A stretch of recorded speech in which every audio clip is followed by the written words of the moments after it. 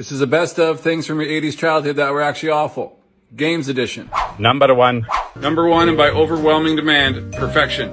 If I had to describe this to an adult who wasn't familiar, I'd say it's a puzzle game where you have to fit the proper size pieces in the proper size slots before the time ran out and the puzzle popped. But to a child from the 80s, this felt like you were defusing a bomb, and the code was in a foreign language, and the bomb was in an orphanage. And living in that orphanage was future hockey GOAT and Canadian hero Wayne Gretzky, along with a girl named Kim who would one day grow up to cure cancer, and one day Hollywood power couple John Krasinski and Emily Blunt. Why throw in those two, you ask? Because they're goddamn delightful, that's why. But you don't defuse the bomb, and they all die every time. The only thing perfect about perfection was the misery it created.